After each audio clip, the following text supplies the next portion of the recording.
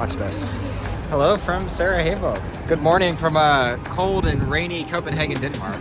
And an hour later, we made it to Antwerp. Good morning from the literal foothills of the Alps. Raining. Not a highlight. Raining pretty hard. Buongiorno d'Italia. Welcome to a new season of the Kyle and Kelly travel show here. We are in Barcelona and we're starting, a 10-day tour of our favorite places through Europe. So we're deeming this the highlights tour. We're starting here in Barcelona today, then we're going to Italy in a couple days time, and then wrapping up our trip in much cooler Switzerland. But that being said, when we first did our vlogs here in Barcelona, it was literally our first time ever filming ourselves. So we're gonna have a round two and do some cool stuff. So we're gonna go explore the Gothic Quarter, the Bourne neighborhood, I think maybe walk down to the beach and do this a little more Kyle and Kelly travel vlog style. So let's do it.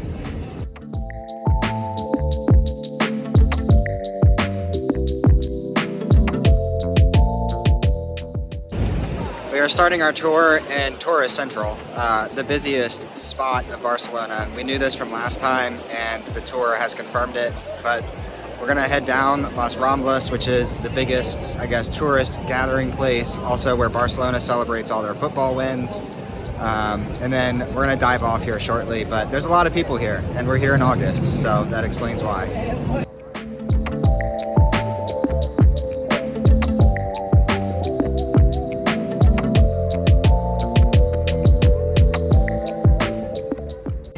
And literally within 50 feet of being on Las Ramblas, the tour has taken us out of Tourist Central, and now this is the Barcelona that we love.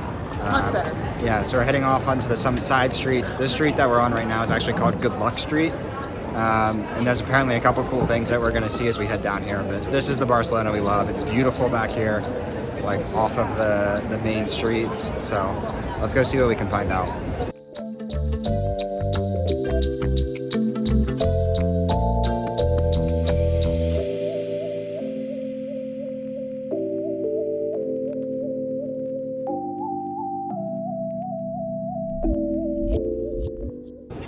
The tour walked us into this little square right here and took a fairly deep, hard-hitting first stop of the actual tour. There's a little hole in the wall behind us in this building, and it used to be where mothers that were in poverty could drop babies off, essentially, through the hole in the wall, and a nun that was sleeping inside would essentially take care of the baby. It was permanent. It's like basically dropping your kid into foster care. So kind of sad, but also good that there was something for them to do.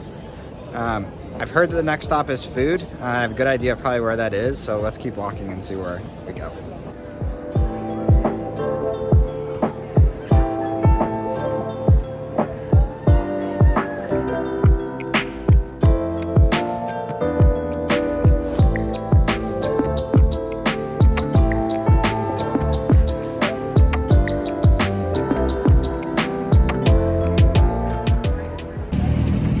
The tour did bring us back to La Rambla, but only because we're heading to La Boqueria, which is the famous market on La Rambla. But didn't know La Rambla actually used to be a stream that flowed all the way through the mountains and brought fresh water to the city. Over there used to be a Roman village, but unfortunately they polluted the river so much that they ended up covering it over, and that's why we now have a road that sits through the middle and not a nice stream through Barcelona. But that being said, let's go get some food.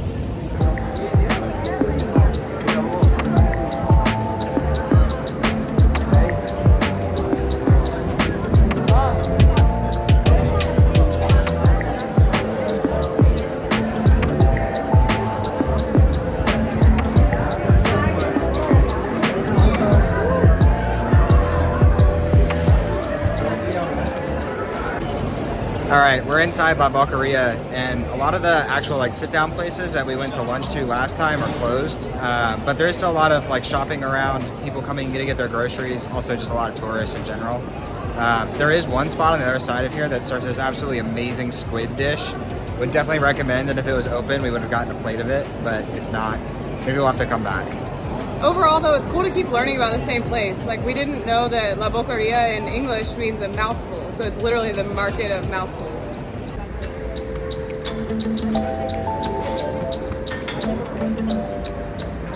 All right, out of the busyness once again in off Las Ramblas, we've been walking down this side alley here about a block from La Boqueria and learning a lot about the riots that took place here in the 1700s, mainly around food. Bread, specifically. I guess it was like a socialist government, and so the government essentially sold bread to all of the like commoners or people that couldn't afford more. And they decided one night to raise the price by 50%. So everybody rioted, starting with the women. And this square over here was where a lot of the riots culminated. And eventually they, instead of lowering the prices, they just punished everyone. So a little bit of brutality government here in Barcelona.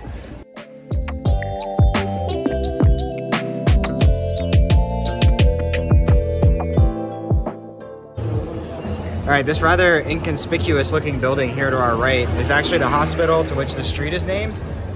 Built in the 1500s, and then it is actually the hospital where Gaudi died. And he died because of a street accident where he accidentally stepped in front of a tram and it hit him. So really unfortunate, but Gaudi is the main architect, I think, for most of the main sites in Barcelona. And he's buried in the Sagrada Familia. And I think we'll probably find a couple Gaudi sites towards the end of this. But interesting that this giant hospital right here, very inconspicuous, you would never know it's here. But moving on.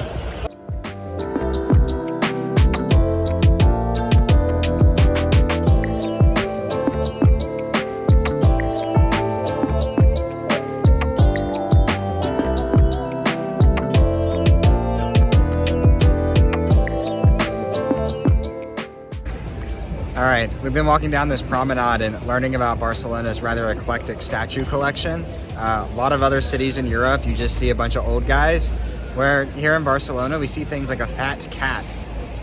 There's actually an artist, I guess, that really liked making fat animal statues. And so this one behind me is 2 tons made of solid bronze. Was made in like the 1980s? Yeah, even was at the Olympic Games, and it has a twin, a fat horse in the airport. So maybe when we leave in a couple days time, we'll go find the fat horse. But I don't know, it's kind of interesting. It's something different than what you usually see.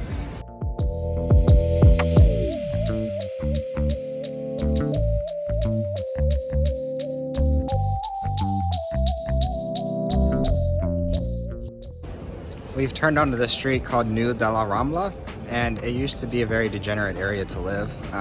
Red light district, gambling houses.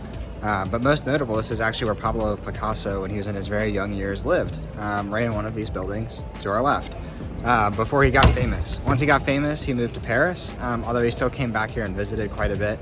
But interesting that he actually lived here first before he was famous.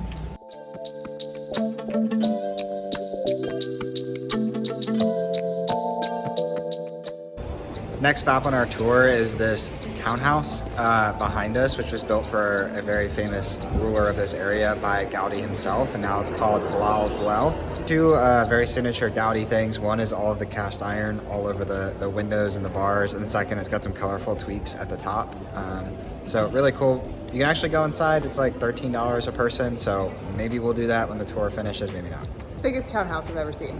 Yeah, for sure. it is. Yeah, it's bigger than most houses by far, in just length. I don't know how deep it goes, but it's pretty big.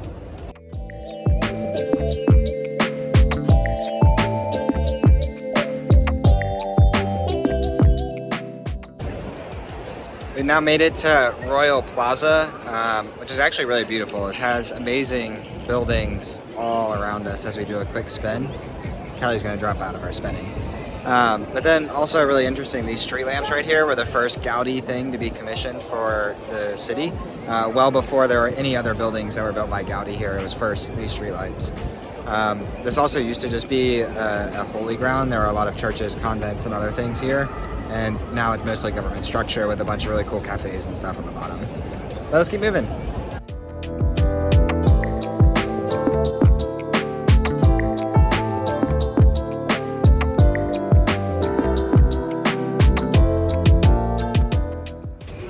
We've now made it officially into the Gotic quarter, as you can tell by the super slim streets. No cars here, a lot less people. And behind us, we learned, is the oldest restaurant in Barcelona and the 2nd oldest functioning restaurant in Spain.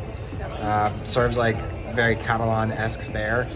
The guy said it's actually really good, and the overall vibe check that I look at is what time does it open, and if it opens late, that means that it's probably more authentic, and it doesn't open until 8 p.m. So I don't know, maybe it's on, I don't know if it's this trip, maybe another trip when we come back, give that a shout, but we're gonna move on with our tour though. Yeah.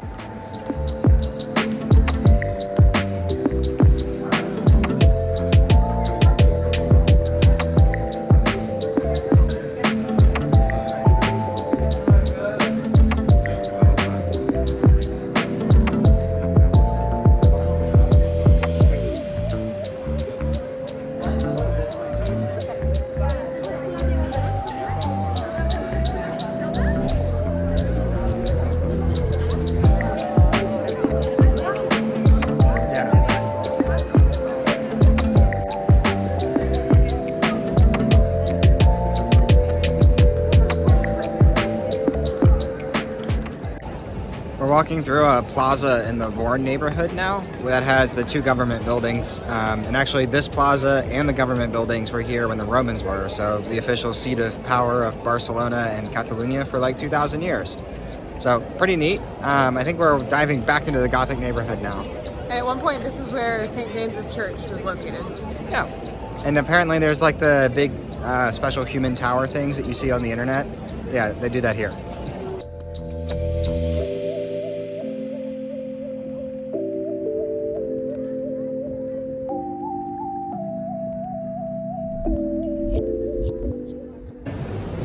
And we're continuing to stroll.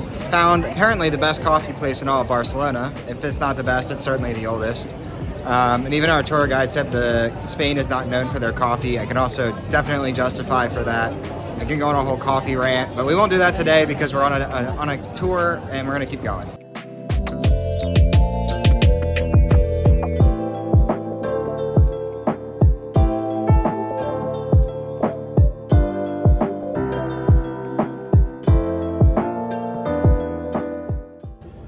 Little squares like this one are one of the reasons I really love doing these tours, because it's someplace that you would never come to if you weren't on the tour itself, and you can tell by the fact that there's like almost zero tourists here.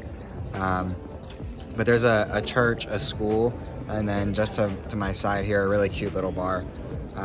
But this square actually was the site of a bomb that was dropped during the Spanish Civil War, and you can actually see the shrapnel still in the front of the church. Left to just remind everybody of the past. So a little bit somber of a square, but it's really nice to be out of all the tourists in a very quiet area.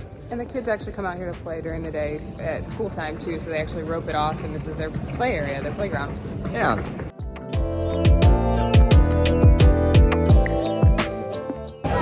We're moving right along and have run into a festival downtown Barcelona. It's awesome. They got some people dancing over there. They got some music set up back here with a little stage. So really neat, but we walked past the Barcelona Cathedral, which is a beautiful Gothic cathedral, but it was actually not first built Gothic. It was built very plain and boring. And then in the 1900s, Barcelona, the city, said we need to make this grander and added all the Gothic styling to it. And then lastly, behind us are a couple of Roman towers that were here as far back as 100 BC, which is pretty incredible. And the buildings that are attached to it actually were the old aqueducts that brought water into the city. So only a couple stops left on our tour before we wrap that up, and I think that we're going to be going back to our hotel, and then make sure to stick around for dinner because it is one of our top 5 favorite restaurants in the entire world we've been to. So we'll be there later.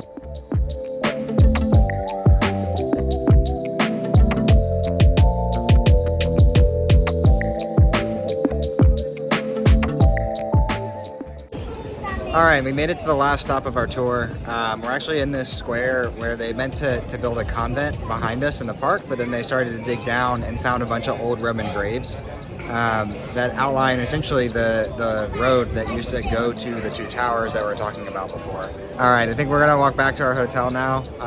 We're gonna change and then head to dinner, so we'll see you there. One thing I did notice about Barcelona walking around today in the interest of our near future is there are playgrounds everywhere for little kids, which is really nice. They're just open and kids are playing on them at all times of day. Yeah, you can see it right here. But we'll see you at dinner. The nightcap to our evening was dinner here at Raval's. Like we said, it's like one of our top 5 restaurants, and it absolutely lived up to that. We had 6 dishes in total. We started out with patatas bravas, a burrata, and the tomato bread, which is all amazing. But honestly, the highlight of the night were the meats. We got a duck breast, we got a Iberian pork cheek, and we got lamb, and the lamb was unreal. All of it was just so good. It's honestly why we came to Barcelona. Really great night. The service is awesome, ambiance is awesome. So yeah, usually I'm not one to go crazy over the meat, but it was definitely the winner tonight. yeah, if you got like one night in Barcelona and you want really good tapas, like Raval's here is awesome. It's super easy to get to. It's like a block and a half from Ramblas, so I don't know, can't recommend it enough. Great first day in Barcelona. Tomorrow we'll figure out what we're gonna do, maybe a day trip, maybe more of the downtown area. We'll see, but yeah, see you tomorrow.